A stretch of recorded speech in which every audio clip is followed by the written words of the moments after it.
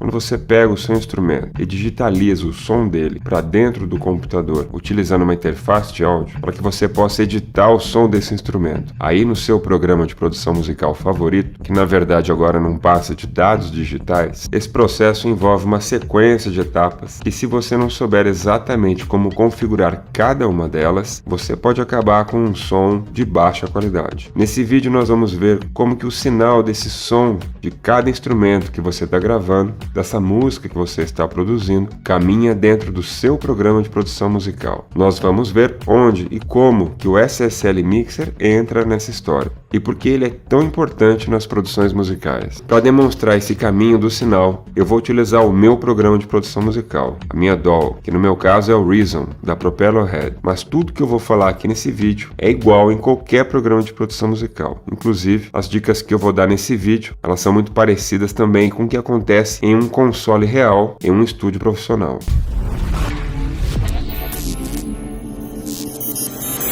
Dentro aí do seu computador não existe som algum, tudo não passa de zeros e uns, código binário. Ou seja, cada programa tem a sua própria interface, no intuito de te deixar mais à vontade na hora de você produzir a sua música, mas todos eles basicamente possuem as mesmas funções. O SSL Mixer, tanto a versão real em estúdio quanto a versão virtual, tem a função de reunir e organizar todos os efeitos e configurações que você vai utilizar na sua música. Esse é um dos motivos por eu ter escolhido o Reason como a minha DAW principal, porque o SSL Mixer aqui no Reason é quase que uma cópia de um SSL Mixer do mundo real, diferente de outros programas que preferem criar uma interface totalmente diferente com um design próprio, o que te obriga, de certa forma, a ter que passar um tempo descobrindo onde é que estão todos os parâmetros que você precisa configurar. Aqui no Reason eu acho esse mixer bem intuitivo, fácil de entender. Falando assim de uma maneira simples, caso você não saiba, cada pista do SSL Mixer representa o som de um instrumento, um sinal. Então, para ficar mais fácil a explicação desse vídeo aqui, nós vamos olhar para uma única pista dessa música, um único sinal. Em geral, cada pista possui aproximadamente 8 seções. Como falei anteriormente, isso pode variar um pouco de um programa para o outro, de um mixer para o outro. Mas seguindo aqui uma ordem de prioridades, a primeira seção que você deve olhar até a última, de modo geral, nós temos, em primeiro lugar, um input. Depois você vai ter uma espécie de um seletor para organizar a etapa seguinte de processamento de sinal, onde você vai poder ordenar as próximas etapas aqui do tratamento desse sinal que você está trabalhando, o caminho que esse sinal precisa percorrer. É nesse seletor que você vai ordenar o compressor, o equalizador e os inserts. A próxima seção é o send, ou mandado, como o pessoal fala aqui no Brasil. E por último, a panorâmica e o fader. Agora vamos dar uma olhada qual é a função de cada uma dessas seções e entender como é que cada uma delas processa esse sinal, desse som que você está trabalhando. Aqui agora a gente está no SSL Mixer do Reason. Essa aqui é a mesa de mixagem. Você já deve ter visto isso alguma vez na sua vida. Olhando assim parece que é um monte de botão, né? Mas na verdade, como eu falei, nós vamos olhar para uma única pista. Cada uma dessas pistas representa um sinal, um instrumento ou uma voz. Bom, olhando aqui para a primeira seção, nós temos aqui o input. É por aqui que você deve começar. O input ele é muito importante, porque esse aqui é o ganho de entrada que você tem desse sinal que você está gravando. Se eu estiver gravando uma voz, por exemplo, vou mostrar aqui. Como você pode ver, se eu mexer aqui,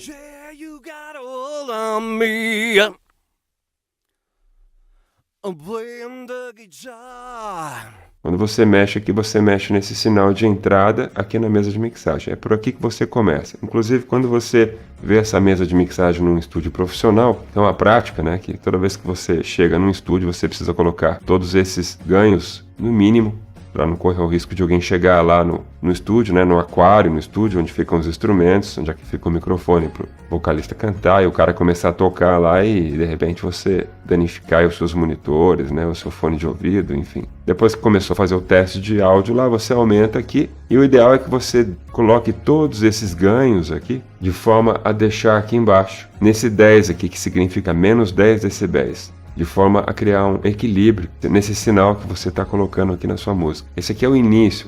É importante você criar esse equilíbrio para que depois você tenha esse espaço do menos 10 para o zero, do menos 10 até o zero, né? O headroom, né? Que é o espaço aqui para você poder poder trabalhar na sua música. É importante você observar isso logo no início, porque às vezes um instrumento de percussão, por exemplo, ele tem um sinal muito fraquinho. Então você precisa dar um ganho maior nele aqui, para que você possa ouvir ele com a mesma energia, com o mesmo volume que todos os outros instrumentos. Você não corre o risco de você começar a mixar a música e você esquecer daquele instrumento. E acredite, quando você tem uma música igual essa daqui, com dezenas de pistas, é muito fácil a gente esquecer um instrumento que tem um som muito sutil, e para isso não acontecer, é importante que você certifique de que todos os sons estão aqui com o mesmo equilíbrio, né? A mesma energia, o mesmo volume. Aqui do lado do ganho você tem o botão de inverter a fase. Quando você clica aqui, você inverte a fase desse sinal. Esse botão tem várias funções. Uma delas é quando você grava, por exemplo, um violão com 2 microfones, ou então voz com mais de um microfone, e você tem várias pistas aqui, cada uma com um sinal desses microfones separado, e você quer ver se tem algum vazamento de algum desses microfones. Você vai inverter a fase, né? Vai inverter esse sinal para ver o que acontece, né? Se está havendo alguma anulação de fase, por exemplo. Assim como também quando você está produzindo a música, às vezes acontece de você ir comprimindo muito essa música e você vai danificando esse sinal, e clicando em inverter aqui, você tem uma chance de comparar um sinal de uma pista com a outra para ver se está ocorrendo algum cancelamento de fase. Mas eu não vou me aprofundar muito nesse lance da inversão da fase, isso aqui fica para um próximo vídeo.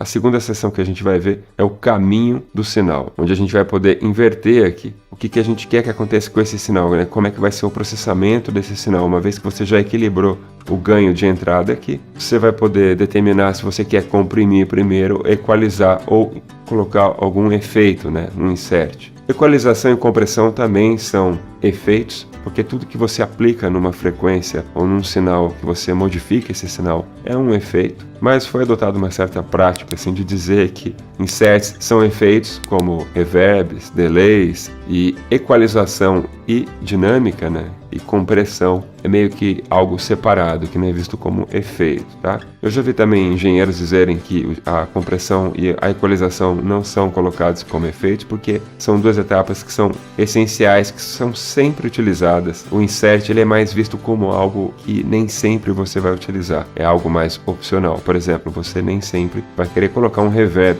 num instrumento ou numa música, né? Agora, equalizar e comprimir, com certeza você sempre vai utilizar. Então, deixaram de ser vistos assim como efeitos por causa disso, por conta da prioridade. Enfim, e a ordem que você vai utilizar esses 3 carinhas aqui vai depender muito desse sinal que você está trabalhando. Existem 4 sequências que você pode estar configurando aqui. A primeira opção que você tem é colocar o compressor primeiro, depois o equalizador e depois os efeitos. Isso aqui geralmente é muito utilizado para bateria, por exemplo. Isso vai exigir que você coloque aqui na sequência um outro compressor nessa pista aqui, nesse sinal que você está trabalhando, porque essa sequência vai induzir você a ter um sinal aqui mais forte. Você vai precisar colocar um outro compressor para voltar a equilibrar esse sinal aqui novamente. Essa aqui é a configuração padrão, inclusive nos programas de produção musical. Geralmente essa é a sequência padrão, que é a que a maioria das pessoas utiliza. A segunda opção de configuração aqui desse caminho é colocar o equalizador antes do compressor. O problema de fazer isso é caso esse som que você está trabalhando, esse sinal, ele tenha alguma sujeira, às vezes vaza de você estar gravando um violão e escapar um pouquinho da voz, por exemplo. Se você seguir esse caminho, corre o risco de você aumentar esse vazamento e vai ficar mais difícil para você trabalhar a compressão depois. Você vai ter que limpar o problema que você aumentou. Essa segunda configuração ela é mais utilizada, assim, por exemplo, quando você está trabalhando um som que você sabe que ele já está bem gravado. Por exemplo, uma amostra de som que você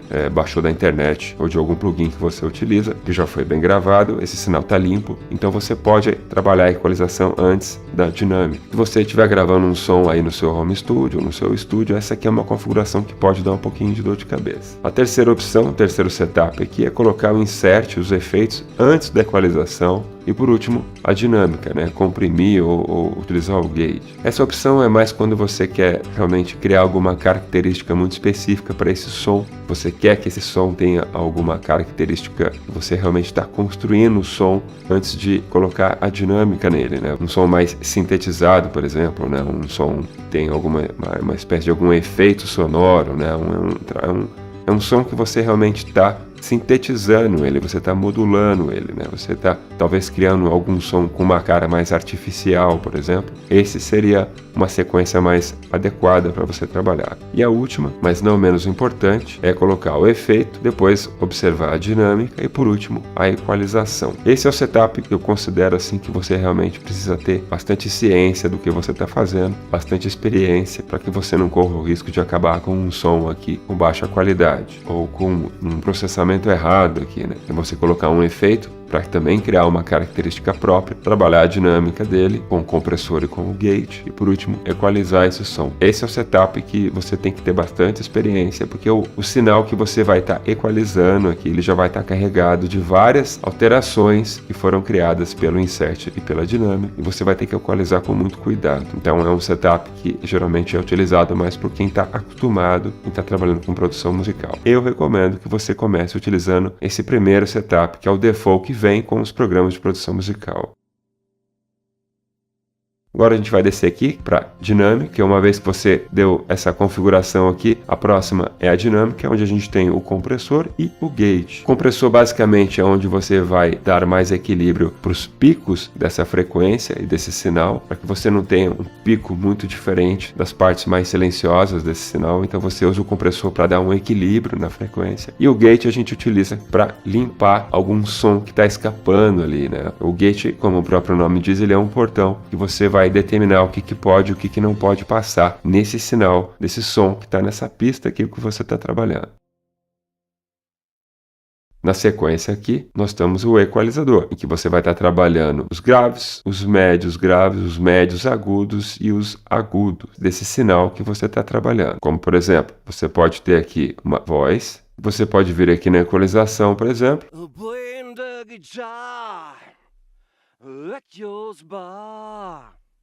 Você pode estar fazendo um high pass filter aqui, né, um HPF, para estar limpando, por exemplo, as frequências mais graves. Ou você pode ir aqui no próprio, localizar a frequência aqui que você quer fazer o corte, né? Você pode localizar, por exemplo, o grave aqui, a frequência que você quer cortar, fazer a equalização para estar tratando também esse áudio antes de começar a aplicar filtros nesse sinal aqui que você está trabalhando. Na sequência do equalizador, a gente tem os inserts. Entenda insert como sendo um efeito que você vai aplicar nesse sinal. Por exemplo, você quer colocar um reverb nessa voz, e esse reverb não vai afetar os outros instrumentos, apenas o som que está nesse sinal aqui. No caso do Reason, quando você clica aqui, ele vai abrir o rack, que está esse som, para que você possa adicionar aqui os efeitos que você quer utilizar. Pode ser um delay, pode ser um reverb, enfim.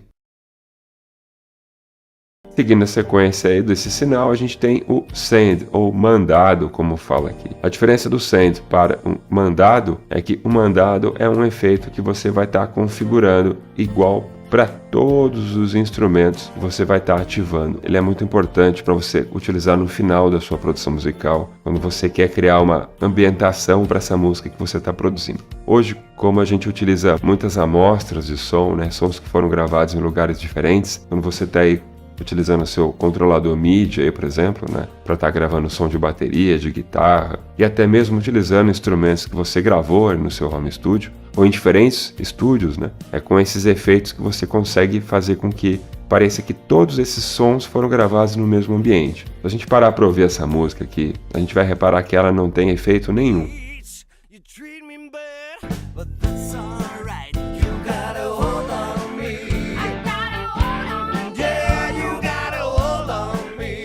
Ela tá seca, né? Sem efeito. Aí vamos supor que esses sons tenham sido gravados em lugares muito diferentes. Bom, aqui tá o som seco sem efeito nenhum, certo?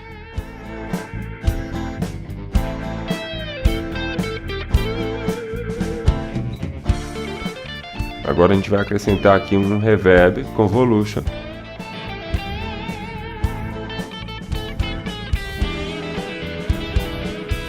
Ele foi aplicado, mandado, né, de forma mandada, ele foi enviado para...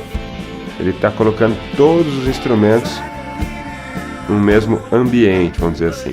É claro que eu estou fazendo de uma maneira muito rápida aqui só para vocês entenderem. Eu citei aqui o reverb, né, como exemplo de um efeito mandado, né, que você vai adicionar aqui no Send, mas existem diferentes tipos de reverb. E se você tiver curiosidade para entender um pouco melhor desse efeito, que na minha opinião é um dos efeitos mais interessantes de serem utilizados, dá uma olhada nesse outro vídeo aqui no canal em que a gente fala especificamente do reverb. Nesse vídeo também a gente fala das maneiras corretas e erradas de você utilizar o reverb numa música. Eu vou deixar o link aí na descrição do vídeo, depois dá uma olhada lá. Seguindo aqui na nossa sequência aqui, a próxima etapa aqui é a panorâmica. Vou dar um play aqui para a gente perceber. Aqui a gente tem o som de um órgão, tá vendo? A panorâmica é dizer para que lado que você quer jogar esse sinal, para que as pistas, cada música, tenha o seu espaço. Por exemplo, jogar a guitarra para um lado e o órgão para o outro lado. Principalmente, não é o caso aqui, mas quando duas pistas possuem uma frequência muito parecida, né? Instrumentos com sons muito parecidos, a panorâmica pode ser uma estratégia interessante para que não haja um problema aí de cancelamento de fase. Mas existem outras questões importantes com a panorâmica, tá? Só estou falando isso para vocês entenderem. A última, mas com certeza não menos importante, seção aqui é o fader. E diferente do que muita gente pensa, o fader é o último estágio aqui desse sinal que a gente está processando. O fader é um botão assim que chama muita atenção e as pessoas têm uma tendência a começar por aqui, né? Mas o fader não deve ser utilizado como ganho de sinal. Na verdade, o fader ele deve ser utilizado para automação, para um certo refinamento aí nos volumes, para dar um certo equilíbrio entre as pistas e para fazer alguns fades de entrada ou fades de saída, ou seja, é mais um lance de automação do sinal. Ele nunca deve ser utilizado no estágio de ganho de sinal. Isso você vai fazer lá no input, lá no começo, ou até mesmo aí na sua interface de áudio, né, onde você estiver gravando esse sinal. Mas principalmente o fader deve ser utilizado para automação. E a automação é o seguinte: a gente vai entrar aqui, vai clicar aqui, vou criar vários pontos aqui, ó, para automatizar, tá? O fader. Estou fazendo bem assim, de forma demonstrativa aqui para vocês entenderem, né, a função do fader. Agora eu vou dar um play aqui, repara aqui como é que o fader vai trabalhar. O Reason até colocou uma linha verde em volta para mostrar que esse fader foi automatizado, né? Eu vou dar um play. Veja que ele está se movendo sozinho agora, né? E a gente acabou de automatizar ele aqui. Para isso que serve o fader, tá vendo? Não está relacionado com esse volume de entrada do sinal. Se você curte assistir conteúdos como esse, por favor, siga o nosso canal e ative as notificações, porque a sua participação é fundamental para que a gente possa dar continuidade nesse trabalho aqui no YouTube. Valeu! Então aí, né, uma vez que você trabalhou aí, cada uma dessas sessões, você processou o sinal da maneira correta, teoricamente aqui no final você está com um som pronto, e aí você pode ir para a próxima pista e fazer a mesma coisa, e para outra pista e fazer a mesma coisa, e a outra, e a outra, e a outra, até que no final você vai ter a sua música todinha mixada, para daí sim vir para essa última pista aqui ao lado, no final aqui, que representa a pista master, né, do sinal, para que você possa finalizar a sua mixagem, para daí estar enviando esse som aqui para a masterização. Mas eu não vou entrar em detalhes aqui com a pista master, porque senão esse vídeo vai ficar muito longo. A verdade é que mixar é uma técnica, mas também é uma arte. Quanto mais técnica você aprende, mais feeling você desenvolve, e assim aos poucos você vai desenvolvendo a sua personalidade. Se você assistiu esse vídeo até aqui, por favor, siga o nosso canal para você ser avisado quando a gente lançar os próximos vídeos. Aqui no canal a gente lança vídeo toda semana, tudo produzido com muito carinho para você. Valeu e até o próximo vídeo.